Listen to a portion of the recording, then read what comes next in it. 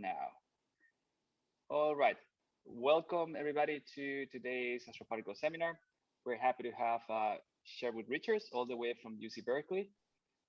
Sherwood did his PhD at Caltech, then he was a postdoc at North Carolina State University, and now he's a postdoc at UC Berkeley. And he works on a number of projects about compact objects like supernovae and neutron star mergers. I'm going to name a few.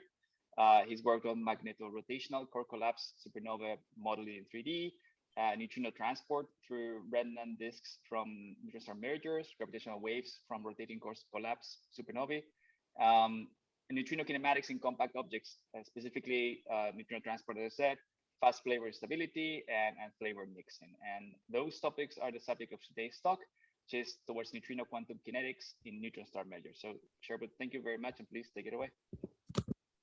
All right, well, thank you very much for the kind introduction. Let me get my slides shared here.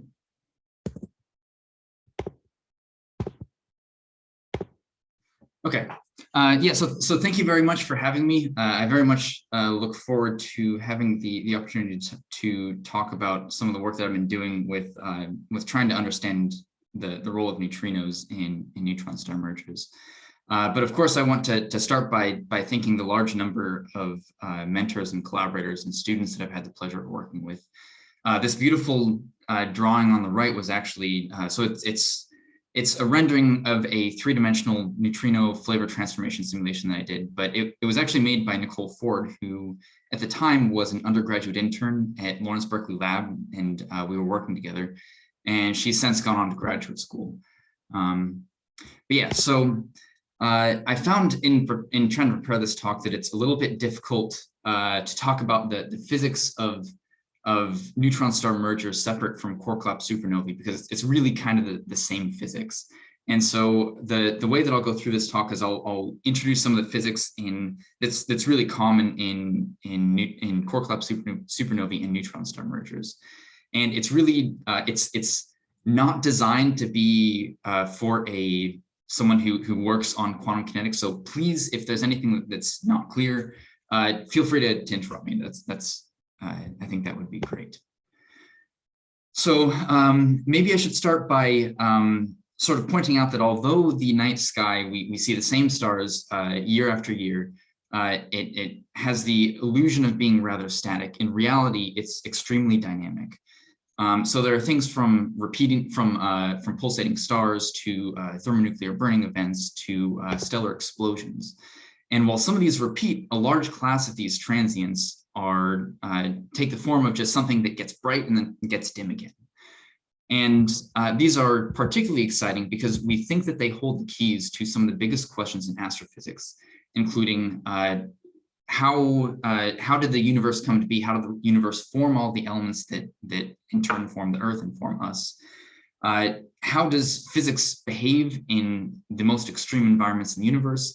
And of course, how does nature conspire to make these giant stellar explosions? And this is the goal of some major so-called transient facilities that are currently in production and being developed. For instance, the Zwicky Transient Facility or LSST. And the goal of these is to scan as much of the sky as they can every single night over and over again in order to catch these transient events. And so they can be much more difficult to catch if they are dimmer, just because they're harder to see, and if the brightness decays faster, because then if it decays super fast, it's just unlikely that we will have happened to see to be looking at the right place at the right time.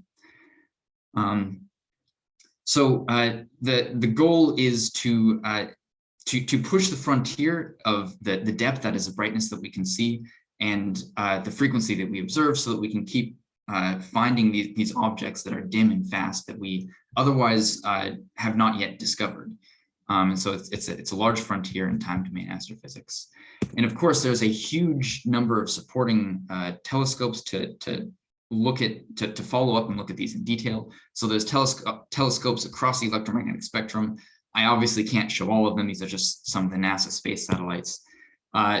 As of several years ago, we have a brand new window into the universe that allows us to see these events in a very different light, well, not light, gravitational waves.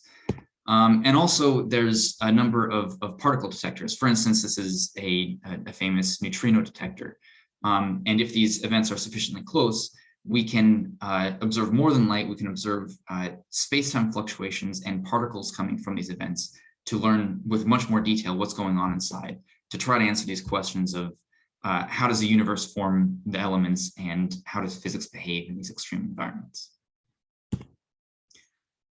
So if we want to understand how the universe forms elements, the natural starting point is stars, because of course stars are nuclear reactors. Stars combine hydrogen into heavier elements, and through those nuclear reactions, they get their energy, and that's what causes them to shine. So if we take a star like our sun, or a relatively low mass star, these will burn hydrogen into helium, and helium into a couple of other heavier elements like carbon and oxygen. And at some point, after conservatively sipping this nuclear fuel for billions or tens of billions of years, the star will retire at a ripe old age of for our sun is something like 10 billion years, and leave behind a white dwarf. And in that process, they will shed a bunch of their outer layers. And so in this way, we're able to, even though the atoms are gravitationally bound to the stars themselves, there's this method to form those lighter elements and eject them from the star. And of course, if you have two white dwarfs, an accreting white dwarf or two white dwarfs, you can smash them together and create a type 1a supernova, which will create a bunch more thermonuclear reactions to create some heavier elements up to maybe iron. But this isn't the whole story, of course, because while this can form some of the lighter elements and elements up to iron, it does not in general form all of the elements that we see. So what about the massive stars? If we look at the most massive end, at stars that can form in the early universe where there's very low metallicity, these stars can undergo a hypothetical, very exciting kind of supernova called parent stability supernova, which is one of the major science goals of JWST, to be able to see some of these extremely energetic supernovae. But once again, these can only form elements up to maybe iron or so. And so what about these massive stars that aren't the supermassive stars at the beginning of the universe? We know that stars above something like 10 solar masses will form heavier and heavier elements until they have cores that are made of iron with shells of silicon and oxygen, carbon, and etc. And at some point, they will undergo a collapse and explode, which will shed this material. But once again, we only have material up to iron to play with. And so when we think about elements like gold and platinum and these so-called R-process elements that people in my field love to talk about, we have to wonder, how can we actually create those? So nuclear physics comes to save the day here. So if we know that, so this is a plot of the abundance of various elements in our solar system. This is back from the seminal paper from Burbage, Fowler, and Hoyle in 1957. So we see there's these hydrogen, helium come from the Big Bang. Stars make all of these lighter elements, like up through carbon, oxygen, and all these other things. And there's this decline because there's fewer massive stars that are able to make the heavier elements. And there's this iron group that comes largely from type 1a supernovae. But then there's all of these heavy elements, which we've already said cannot be efficiently formed in the ways that we've already talked about. Fortunately, so from based on nuclear theory and nuclear physics experimental results, we can map out all of the nuclear reactions, well, a large number of the nuclear reactions between many of these different isotopes. So you can see, like, here's oxygen and different isotopes of oxygen, and there's many different reactions that you know, adding a neutron to the oxygen or adding a proton to the oxygen that carry it to different isotopes. And through a heroic effort on the part of nuclear theory and nuclear experiment, this is known to good enough detail that we know that this abundance of heavier elements that we see can be formed if we have free neutrons. So that means that we need to find an environment that has free neutrons, and that's a likely source of these heavy elements. These peaks labeled S, those come from these slow neutron captures. That means you take some stable element like oxygen, and there's a free neutron that runs into it, and so it becomes a different isotope of oxygen, and then it decays back to stability at a different element. And you do that one at a time, and you can build up elements up to these heavy elements. And that can produce this abundance that you see with these S peaks. But that cannot produce what we see for these R process peaks.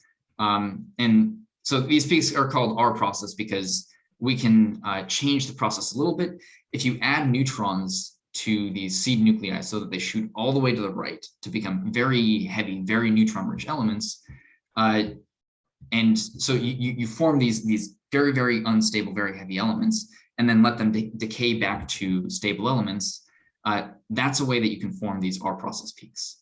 So the point is that if we have a source of free neutrons, and especially if we have a lot of free neutrons, then we can form these heavy elements. And so the trick is to find where in astrophysics do we have environments that have lots and lots of free neutrons available to make these heavy nuclei. So looking at this diagram, the obvious choice is right here with neutron stars. So neutron stars are the result of these core collapse supernovae, and it's an entire star made of almost entirely neutrons. And so it's tempting to think, well, if we have an explosive event that's creating a neutron star, we're creating a bunch of neutron-rich matter. That's a great source of free neutrons. And similarly, if we have two neutron stars smashed together, they're going to eject a bunch of matter that's very neutron-rich. And so once again, it's a perfect opportunity to make these heavy elements. But of course, the devil's in the details. And so we need to actually check that this process actually works in detail. So let's go through how this process works and talk about the physics that can lead to this heavy element nucleosynthesis, but also pointing out once again we're also interested in some of the extreme physics that we can't test here on Earth. So for one of these massive stars, after something like 10 million years of evolution, you're left with a massive core that looks something like this. So this is from a paper from Sean Couch back in 2015. And so we can look right here at the bottom right quadrant. This is the abundance of iron. And so you can see there's this core that's a few thousand kilometers wide. It's made almost entirely of hydrogen or of iron, and it's very turbulent. Outside of that, you can see here's the abundance of silicon. There's a silicon shell followed by more shells of other elements. Once this core, so I should point out the matter at the center of this massive star is already quite extreme. So we have like rocks on the surface of the Earth have a density of something like 3 grams per cubic centimeter. The densities here are something like 10 to the 8 or 10 to the 9 grams per cubic centimeter.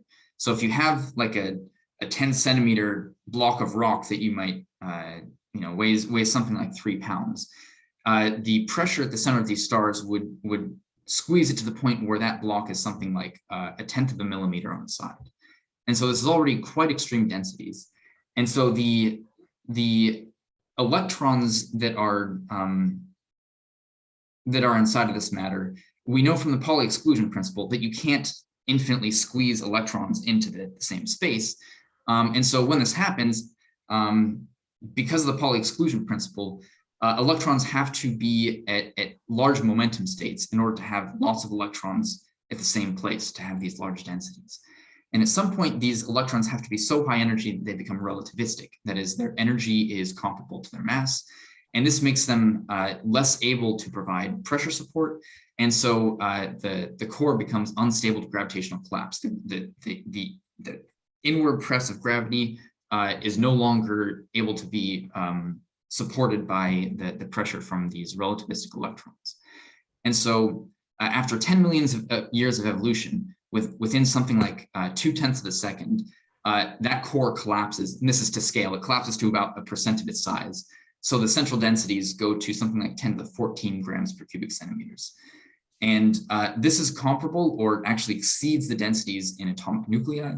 And so the way matter works fundamentally changes at this point, because the nuclei become so close that rather than having distinct nuclei, you have bulk nuclear matter. And so the strong nuclear force comes into play, very rapidly reinforces that pressure. And so it suddenly, once it reaches nuclear densities, it suddenly becomes much more difficult to compress. And so the collapse stops and rebounds a little bit and sends out a shock wave moving through the infalling star. And so after something like 100 milliseconds or so of this collapse, we're left with something that looks like this, where we have this very dense protoneutron star. That's what collapsed before, the shock wave that's moving out. But the rest of the star is falling in so fast that the shock wave can't actually, the matter is falling in faster than the shock wave can move through it. And so one of the main problems of core collapse supernova theory of the past several decades has been trying to understand how this collapse can lead to an explosion. And so the typical story at this point is that you have this matter that's under the shock is very, very hot. And so it's emitting a large number of neutrinos. And these neutrinos are able to carry energy from this protoneutron star to these regions just below the shock. And so they deposit a bunch of energy, and through depositing that energy, they're able to blow up the star. How this works in detail is still very complicated, and although the state-of-the-art three-dimensional simulations are largely converging on the fact that this mechanism does produce explosions in some stars, there's still a lot we have to learn about, do we get the details right? Can we use the measurements of neutrinos and gravitational waves that we get from these simulations to actually understand what's going on inside in detail? And then after the explosion, you're left with a protoneutron star that over the course of decades will cool to become a regular neutron star or pulsar. And that pulsar will actually continue to cool for millions of years. So it's important to note that the reason why we have a solid understanding, or we believe that this theory is actually the way the universe works, is because we saw light and neutrinos from the same event at roughly the same time. And the flux of neutrinos that we saw on Earth is consistent with the change of energy from when the core collapses from the iron core to a neutron star, that change in energy is roughly 10 to the 53 ergs. And the flux of neutrinos that we saw was roughly consistent with that. And in addition, like I said, the state-of-the-art models that try to model this from first principles, of course, with various approximations, agree that this mechanism is not an unreasonable way to blow up a star. But of course, there's a bunch of unknowns, and all of these, the same physics and the same unknowns apply to neutron star mergers. Do we get the measurables right? Can we actually predict accurately what we'll see in neutrino detectors and in gravitational wave detectors if something happens sufficiently close by?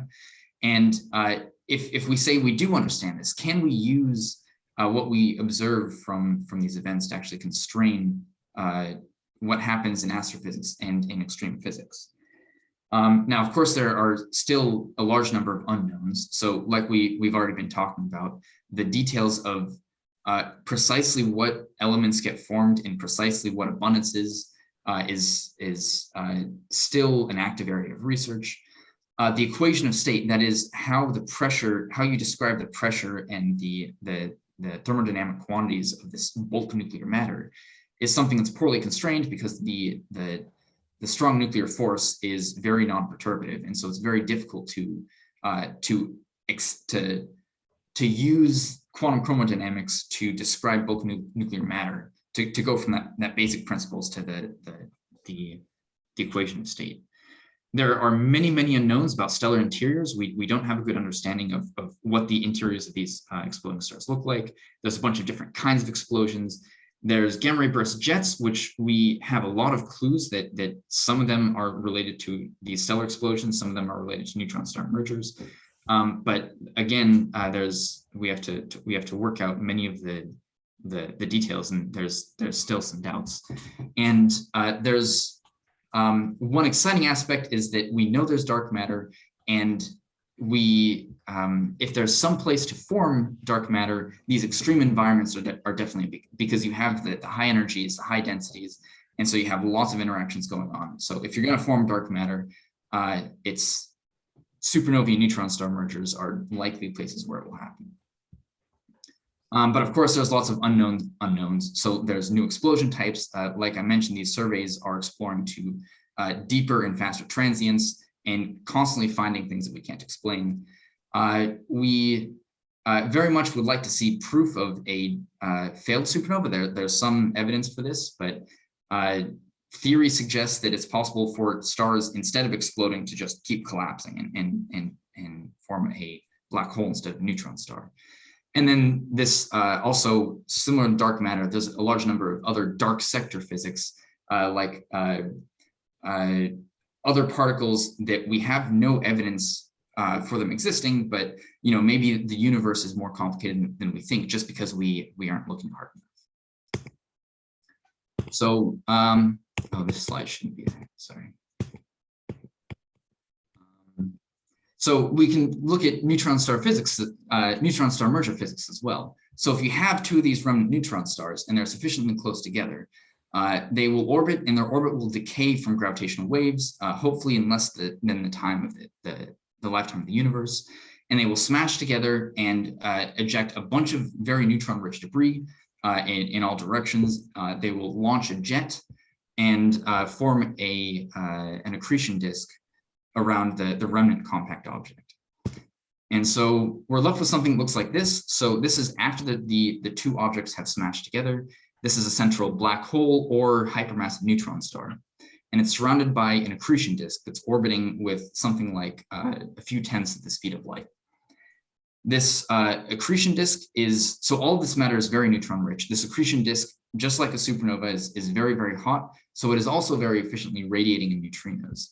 And in addition to the matter that's shredded off from the collision of the neutron stars, there's a bunch of matter that's just blown off of this disk via viscous or neutrino processes. And as this matter is getting blown off, it's getting irradiated by neutrinos. And so the neutrinos will change the temperature and will change the composition of the matter. And so while we do have the first multi-messenger observation of neutron star mergers, so they were observed simultaneously. Well, there was one observed simultaneously with electromagnetic light and with gravitational waves. So we know, for one thing, these mergers do exist.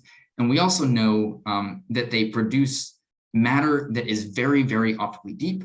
And the way that we do that is by producing very, very heavy elements, and they have very complicated line structures. And so theory says that you eject a bunch of neutron-rich matter, you get very opaque matter, and that's exactly what we saw in this 2017 event.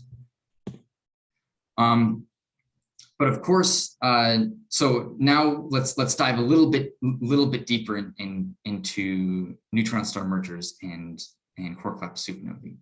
So we mentioned that neutrinos are fundamentally important for both these processes. They drive explosions, they eject matter, and they turn neutrons into protons.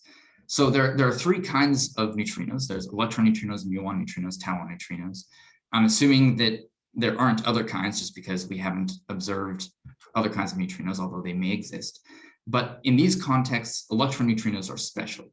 And the reason for that is that electrons are relatively light. And so we have temperatures of something like 10 MeV, something like that in these systems. And electrons have a mass of like a half an MeV.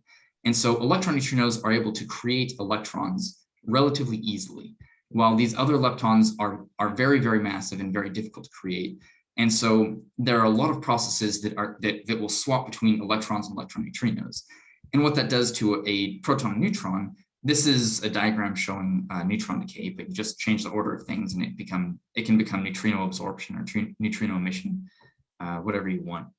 But the point is that electron neutrinos will turn a neutron into a proton or vice versa. And so if we want these environments that are full of neutrons, we need to have lots of free neutrons. And if we have these electron neutrinos turning our neutrons into protons, it becomes, we can no longer do that anymore. So the flavor of the neutrino is fundamentally important for understanding the neutrino signal that we see on Earth, because neutrino detectors are sensitive to specific flavors. And it's also important for the sake of forming these heavy elements by just this nucleon conversion process. Now, I sort of lied a little bit when I said that there's 3 types of neutrinos. In reality, there's one type of neutrino that can take on 3 different quantum states. And so when we look at a given neutrino, we don't think of it as a particular flavor of neutrino, like this is an electron neutrino. In general, it is a quantum superposition of different flavor states. And so we can represent that with a matrix where these diagonal elements will carry a number that represents the probability of the quantum state being in one of these 3 flavors. And the off-diagonal elements represent the quantum coherence between these flavor states. And so if we want to talk about neutrino flavor in detail, we can't just talk about how many of each neutrino there are. We have to talk about the quantum mechanical processes that determine how this matrix changes for a given neutrino from electron flavor to other flavors. So we might describe the abundances of various neutrinos, ignoring quantum mechanics, with a distribution function, which we'll talk about shortly. But then you can extend the same thing to this quantum mechanical case, where rather than having a distribution function for each flavor, you have a single distribution function that takes on a matrix form that accounts for all of the flavors. And so you can look at the evolution equation for this distribution function. This is the Boltzmann equation, and just says that neutrinos move, and as they move, the number of neutrinos changes because of collision processes. And the same thing happens for this quantum state. You say that on the left-hand side, neutrinos move, and the amount of neutrinos change because of collision processes. But now we also have these quantum mechanical processes that change the flavor structure of this flavor matrix. And so we already know that the detailed description of neutrinos in these events can very significantly change the results. So this is an example, not even showing differences due to neutrino flavor changing. This is showing the results of 3 different simulations that use a different approximation for that left-hand side that describes how neutrinos move, which is the same whether you're talking about quantum kinetics or talking about rather regular neutrino transport. The blue line is a very approximate leakage treatment, and the yellow and red lines are a so-called M0 treatment. And what we're looking at here is the abundance of various elements. These are the very heavy elements that we were talking about that are formed from these neutron capture processes, and the abundances. The dotted lines are what we see in the solar system, and the colored lines are the results from the simulations. And you can see even from here that just by changing the numerical method with which we treat the motion of neutrinos can very significantly change the abundances that come out from these heavy elements. So if we're going to trust the output from these simulations, or to know how far to trust the output from these simulations, we need to know how well we actually treat these processes. And so this goes to say that there is a significant need for improving the way that we numerically treat neutrinos in these systems. And so this is something that I've done a significant amount of work on. This is an example showing this is a cross-section of neutron star mergers. So the accretion disk is right here. This is a central black hole. And the dark regions here, so what I did was I did some very accurate radiation transport in the system, and I compared to the approximations that are currently used in state-of-the-art methods. And I showed that there are very significant deviations between the assumptions made in the approximations and the detailed radiation transport. And so this is possible because I only did it on a single snapshot. I didn't do it in the full calculation, but this already shows that the assumptions that we are using in state-of-the-art calculations should very carefully be checked in order to get more detailed estimates about what kinds of elements we can form from these ejecta. Now, we already mentioned that neutrinos change flavor. So does this actually matter in neutron star mergers and in core collapse supernovae? So for a long time, this, especially in supernovae, this was sort of pushed aside and said, well, it probably doesn't matter for the explosion mechanism. It matters at large radii, but it's not fundamentally important to our supernova simulations. However, in the past several years, through a great deal of work, especially by several people, Irina and Shashank and Ian and you know, a huge amount of work at NBIA, we have shown that there are areas in both these systems where we expect neutrino flavor change to happen very, very quickly. And so this is an example showing for a supernova. This is the red curve is a heuristic plot of the radius of the shock wave as a function of time. The top one is for an exploding star, the bottom one is for a non-exploding star. And these different colored regions show where we expect a specific type of flavor instability, the fast flavor instability, where we expect it to occur. And the upshot is that it occurs in lots of different places. And we do not yet have a detailed understanding of what this flavor transformation means for the explosion mechanism and for the neutrino signal that we might see and for the elements that are formed. But we know that there's a very complicated, very rapid change of flavor that's going on here. And so this is an active area of research that a lot of people are trying to map out. Similarly, in neutron star mergers, we can look at, this is an example of some work that I'm working on. This is a three-dimensional snapshot of a general relativistic neutron star merger. And you can look at the distribution of the radiation field, and you can find out where neutrinos are unstable to this very rapid flavor change. And as predicted in lots of previous studies, these neutrinos are unstable in a lot of different places. And it's not just due to assumptions made in toy models. This is the case in state-of-the-art three-dimensional general relativistic simulations. And so there's been a lot of work by present company included that shows that this instability of flavor change can very significantly change. This is another plot of the abundance of these heavy elements. This flavor change has the potential to very significantly modify the abundances of these ejected elements. So that is to say that neutrinos are very important for all these processes. Neutrino flavor transformation significantly complicates the story. And so I and a bunch of other people are trying to figure out what these implications actually are.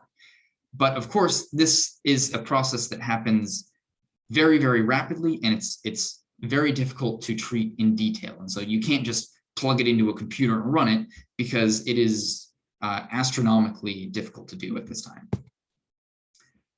So why is that the case? Well, let's look at an example snapshot from some typical one-dimensional core collapse supernova. And I've plotted here, I'm going to plot various length scales as a function of the radius in the supernova. This first dotted line just shows the radius. It's just a coordinate, just show that, you know, this 200 kilometers corresponds to 200 kilometers. If we look at the length scales associated with the neutrino collision, so this is the distance, the average distance that you would expect between neutrino collision events. Inside of the supernova core, the matter is very, very dense, and so collisions happen very, very frequently. But as you go farther out, the matter is less and less dense, and so it becomes more and more optically thin to neutrinos until right here you see the shock front. Beyond that, neutrinos have very long distances between scattering, and so going from this place to this place, neutrinos decouple from the matter, and so they can escape, and that's what all of the typical core collapse supernova and neutron star merger simulations do. They allow neutrinos to escape as their mean free path becomes longer and longer.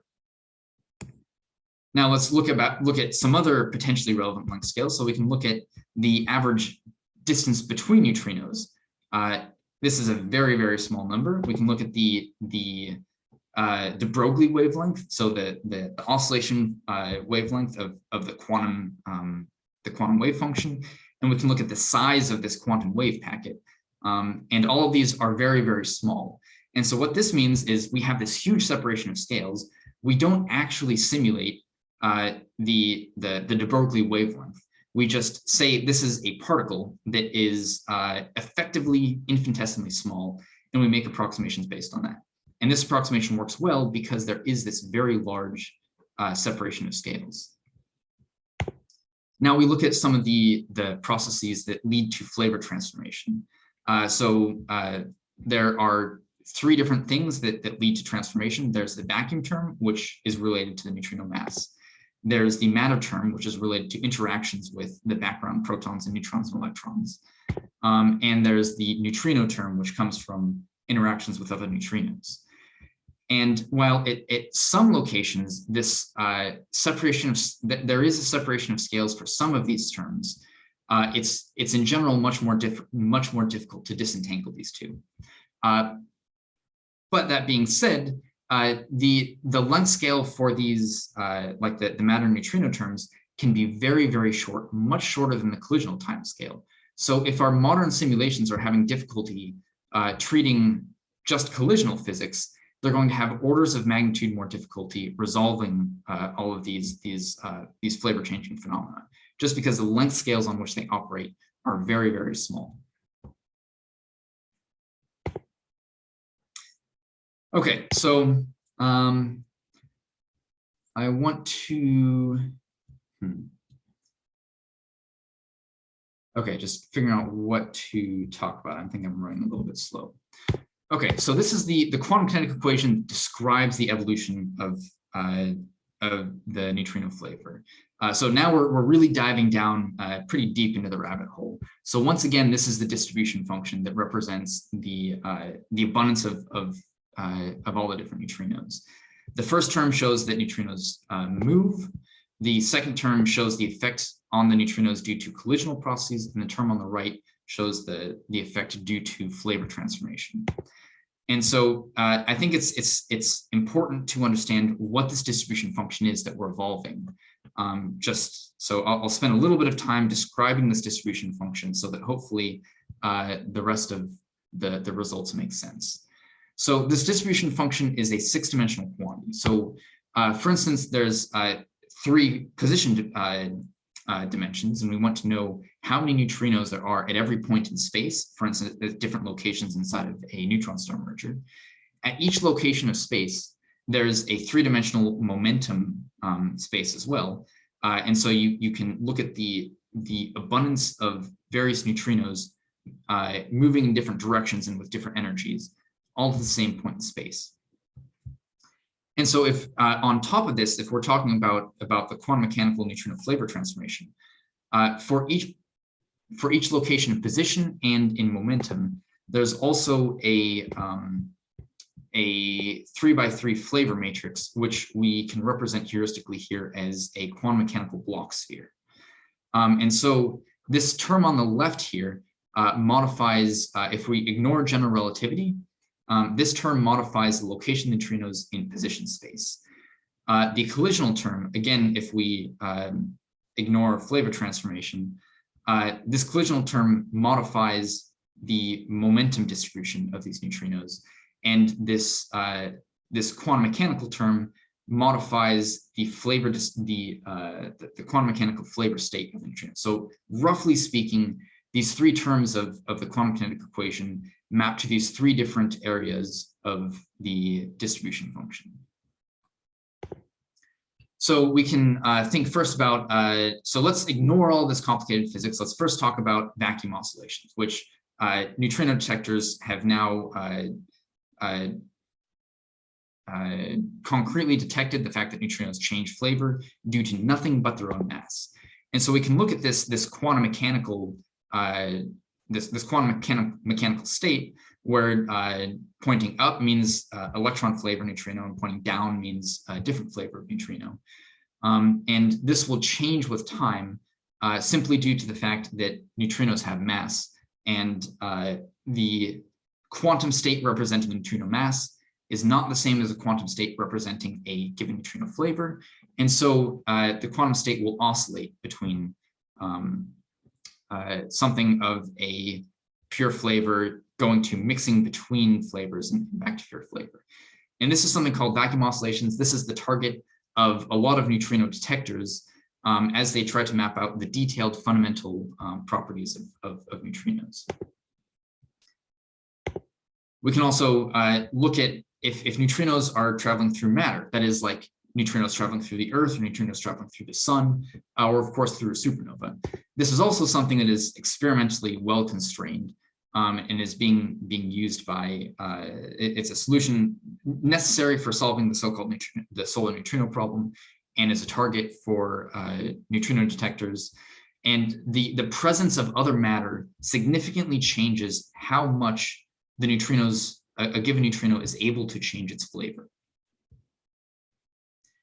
Now, if we do the same thing, again, adding another term, we are now going to add background neutrinos and allow neutrinos to collide. This is a very, very quick, fast sped up movie. So you can see that the transformation is oscillating so fast, it fills in this curve here. The combination of matter effects and interacting with neutrinos and the mass and collisions and all of these things result in flavor transformation that is very different from if you treat any one of these processes separately. So like I mentioned, we want to do this for neutron star mergers, but we can't just plug it in directly because the length scales are so small. It is astronomically expensive to try to do this directly on a computer. You know, it's possible to do any number of things. You can choose between choosing a toy model in low resolution for your initial conditions so that you can do something approximate that has some of the same effects. You can remove some of the physics so that things happen slower. Or, you know, that's sort of the name of the game right now, is try to choose certain aspects of the relevant physics in order to explore what actually happens. So this is an example of a project that I'm working on where I have, once again, a three-dimensional general relativistic neutron star merger, and you can shoot rays through this, and these rays are being bent by the curvature of spacetime. And while these rays are, while neutrinos are moving along these rays, the neutrinos are colliding with background matter, and they are changing flavor due to instabilities, flavor instabilities in the disk. And what we're able to show with this is that there are flavor transformation processes and collisional processes happening at the same place. This isn't true everywhere in the disk, but there are locations in the disk where these two effects are not separable. We can also look at ignoring collisional physics and instead just looking at the transport and the flavor oscillation. So this is another project that I'm wrapping up with Evan Gross. This is a similar three-dimensional general relativistic snapshot of neutron star merger, and we can look at the neutrino distributions. And once again, I already showed a version of this image. The bright colored regions show regions that are very unstable to neutrino flavor change. And these contours show density contours of the accretion disk. And so we can take one of these, the neutrinos in one of these in one specific location of the disk, right now marked by this green crosshairs, and we can do a three-dimensional simulation of the neutrino flavor at that one location. So this is something that extends over several tens of kilometers. This simulation here is only about 8 centimeters in extent. So it's really a very microscopic piece of the matter pulled out of this three-dimensional simulation. But so we extract the actual radiation field from the neutron star merger, and we can simulate in 3 dimensions. And so for the people who know what this means, this is the complex phase of the flavor off diagonal matrix component of the neutrino number density. But essentially what this means is that, so these show contours, and the contours show wave fronts of flavor transformation. And so you see here that there's a particular wavelength of modes that grow that has a wavelength of something like a couple of centimeters. And so this is just showing that the three-dimensional microscopic flavor instabilities can significantly change the flavor. So you can take the simulation and you can tweak it, and you can change the initial number of electron neutrinos and the initial number of muon neutrinos. And you see that, so the simulation I just showed is this light yellow curve here, which leads to complete flavor equilibration. So this is the relative number of electron neutrinos. It goes to a third because, well, it starts with all electron neutrinos. By the end of the simulation, there's just as many muon neutrinos and tau neutrinos. So it's evenly mixed between 3 flavors. And so a third of it is electron neutrinos. But if you change things around, you don't necessarily completely mix all the flavors. The amount of each flavor that you get at the end of the simulation depends on the particular distribution of neutrinos that you start with. But this also shows that there's a relatively continuous distribution. So the hope is that flavor transformation is predictable. And this is something that that especially Ian has made some great strides on, it is trying to predict this. In some cases, the initial distribution or the final distribution is predictable from the initial distribution. But in general, right now, we're stuck with trying to carry out simulations to see what the actual abundance of each flavor is. So I will go through this quickly, just because I don't think it's the most important thing, and I want to leave time for questions. But for people who are familiar, of course, we can model neutrino kinetics with angular moments. So I guess, yeah, this is really directed at Irina and Shashank and Ian. So I'll just blow through it. So we've shown that doing regular transport with moments leads to significant uncertainties. But in a lot of cases, it can be relatively accurate in to the extent that it's useful. You can do the same thing with neutrino flavor transformation. And so this is work that we recently put on the archive with Jim Neller at NC State. This is showing in a supernova, comparing a full multi-angle description of neutrino flavor change. So this is again showing neutrinos that initially start as electron flavor, mixing up into other flavors, and so there's fewer electron neutrinos. And this is comparing the calculation done with a full multi-angle treatment to that done with a moment approximation. And in a lot of cases, it actually works quite well. We can do the same thing for these three-dimensional neutrino flavor transformation simulations. And this is a plot showing one of the simulations grabbed from that neutron star merger. And we show that, so that the black line here is my particle and cell method, which is a very general method. The red line shows the exact same simulation performed with a three-dimensional moment treatment of flavor transformation. And you get a very, very similar growth rate of the instability, a very similar saturation amplitude, but the approximation sees some difficulties at the late time in the saturation phase. But that is to say that you can take these numerical methods that are very, very popular for regular neutrino transport and map them into flavor transformation, and it can work quite well. So with that, I'll conclude. So the end goal is at some point to be able to figure out how to faithfully model supernovae and neutron star mergers using advanced methods for treating the neutrino flavor transformation, so that we can really understand the vast variety of explosions that happen in astrophysics, so that we can use the neutrino signal and the gravitational waves that we observe in order to understand the details of what's going on inside, and understand hopefully more about the behavior of physics in these extreme environments, and to map out where in the universe the universe is able to form these very heavy elements. And so if you walk away with nothing else from this talk, the main point is that neutrinos are able to change flavor, and this can very significantly complicate the story of supernovae and neutron star mergers. And so it's my goal and the goal of a lot of people in the audience to try to map this out, to really understand how this neutrino flavor transformation plays out in supernovae mergers. And with that, I'll conclude. Thank you very much. Thank you very much, Sherwood. This was super interesting. It's a great overview. I'm sure there's people in the audience that have questions about this work.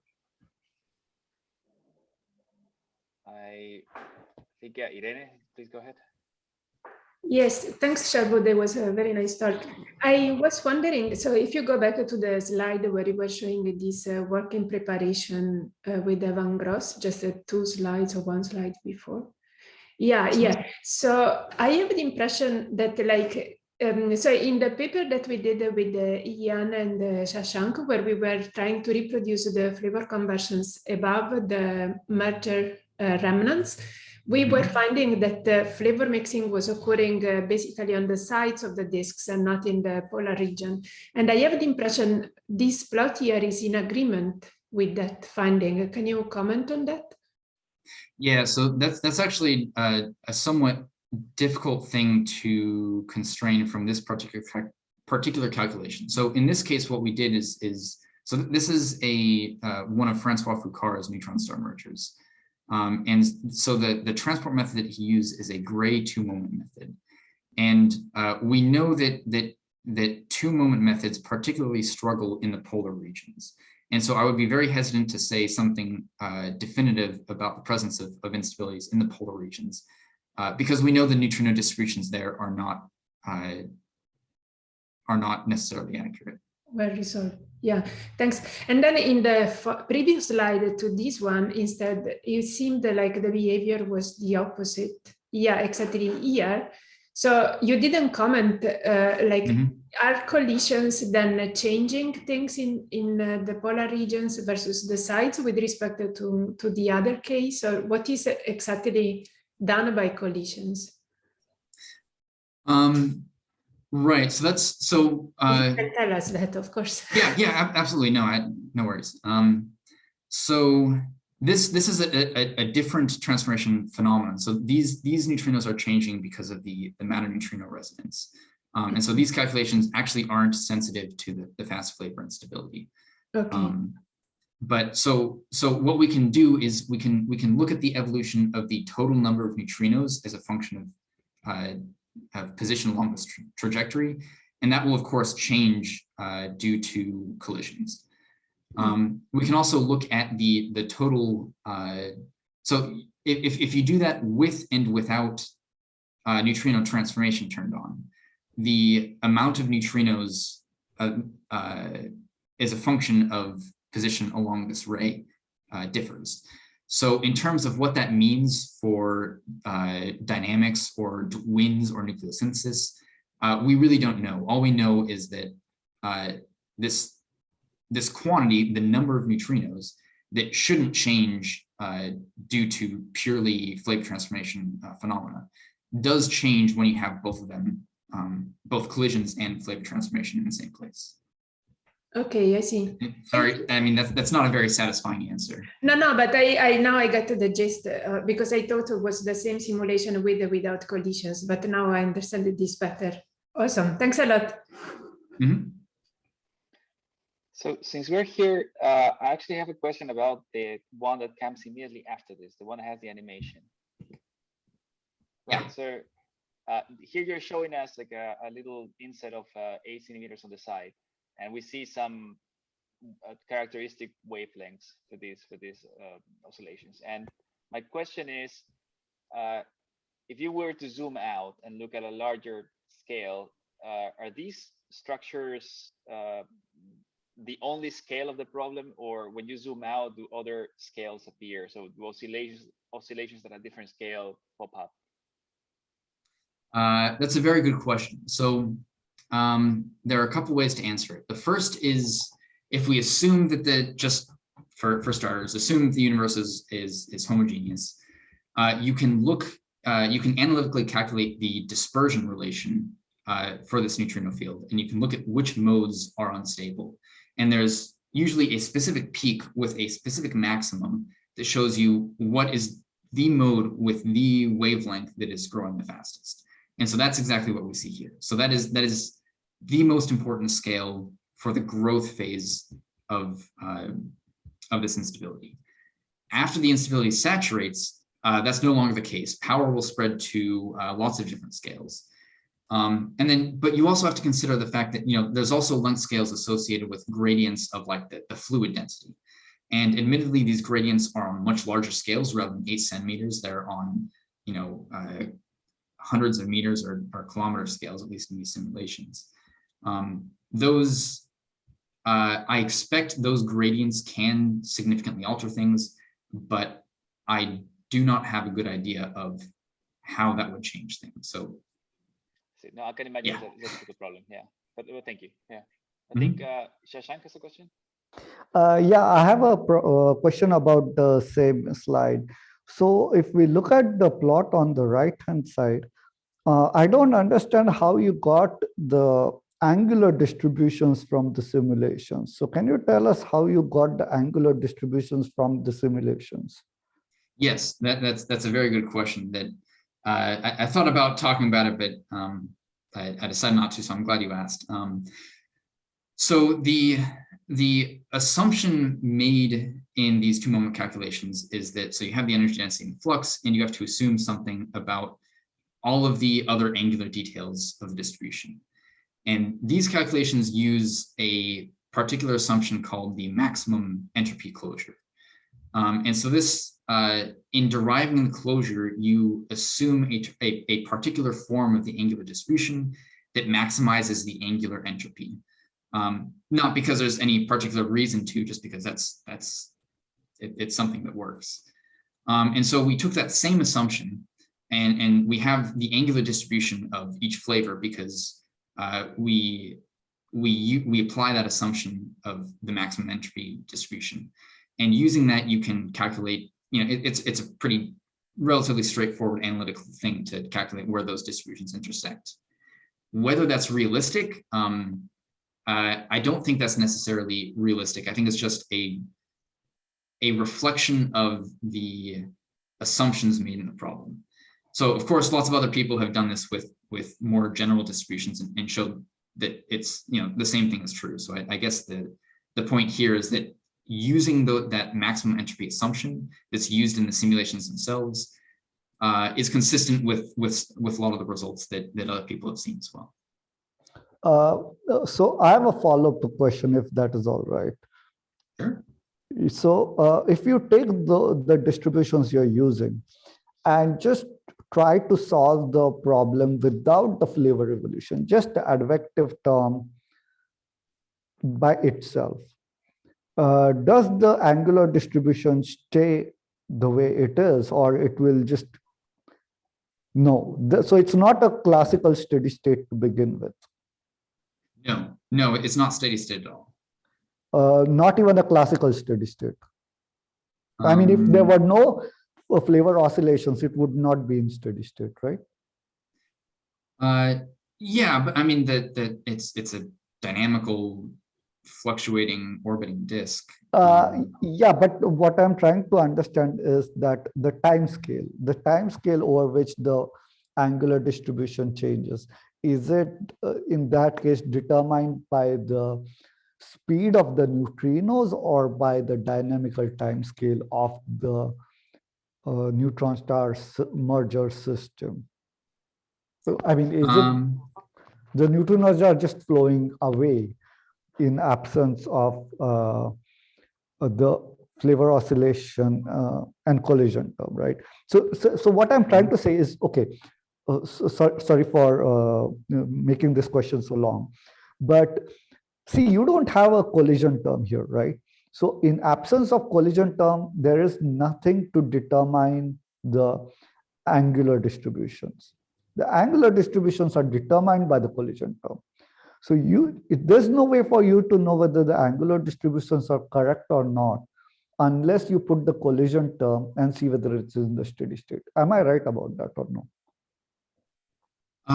Yes, although I'm not sure how to answer your question. So there's two components of this. One is the underlying Francois' underlying three-dimensional simulation, and that does have collisions. That is a full GR two-moment transport thing with collisions, and so you get the angular distribution insofar as you know the moments from that calculation self-consistently. But what I'm trying to say is that those conditions are not necessarily inherited in your numerical simulations, right? We inherit the moments that are given to us by Francois' simulation. Yeah, but the advective term and the collision term is not necessarily the same. Yes, so we take the collision term to be 0 because the length scale for collisions at that one point that we pluck out is much longer than the time scale of the simulation. Okay. But that does not mean that the collision term is not important, right? No. So yeah. I think perhaps maybe one way I can answer this is if the flavor instability is actually changing flavor, then you would expect both the distribution in flavor and in direction to be completely different in many areas of the disk. And so you wouldn't expect the initial conditions that we use to actually represent what's there, because somewhere else in the disk, the flavor will have already changed. And so the initial conditions here will be modified, I guess, like you're saying, by the combination of collisions and flavor changes elsewhere in the disk. Yeah. And if it is not a problem, can I ask another question? Okay, go ahead. If we look at the left-hand side of the plot, in the box, you use periodic boundary conditions. If you don't use periodic boundary conditions, how much do the results change? So it depends on what you choose for the boundary conditions. So one could, for instance, choose reflecting boundary conditions. I have not tried that, but it would make it so that it restricts the number of modes that are available. Actually, so I think in this case, this is a standing wave. So if you get into the right frame where there is no real part of the frequency, then the wave is standing. It doesn't actually move, and so that would yield the same results. But are you talking more about like the simulations of Josh Martin and Huayu Duan? No, I'm talking about the box on the left-hand side of your slide. So the 8-centimeter box. Right, yeah. So if you don't assume periodic boundary conditions. Yeah, what would happen? There is a reason I'm asking this, because if you look at the time scale over which these oscillations are evolving, okay, you see that around 1 nanosecond, a structure suddenly develops. And yes. That is the same as the size of the box. So I'm wondering whether that structure is developing because two wave fronts going in the opposite directions meet because they are coming back from the other side, or it is really the flavor transformation occurring over that time scale. Yeah, so you're talking about around this time. Yeah. So this structure here might be an effect of the box size. I haven't looked into this structure in detail, but if you look at things like the growth rate of the instability and the average number of each flavor at the end of the simulation, and the Fourier decomposition of the modes deep into this nonlinear regime. We've done that with several resolutions, and they look the same. So several resolutions and several different box sizes. And so the results that we report are independent of the choice of box size. But this particular structure, yeah, that it may yet be. I don't actually know. Okay, thank you. Mm-hmm. All right. I think we had a fair amount of questions, and if there's no urgent one, I don't see any hand up. So I think we can thank Sherwood again. Thank you so much. This was interesting. Thank you all for having me. And thank you for doing this so early for you. I appreciate it. Well, the sun has risen now. That's good to see, actually. Yeah. Everybody else, thank you for being here, for your questions, and see you in a couple of weeks. Again, thank you, Sherwood. All right, thank you. Bye-bye. Bye-bye. Bye.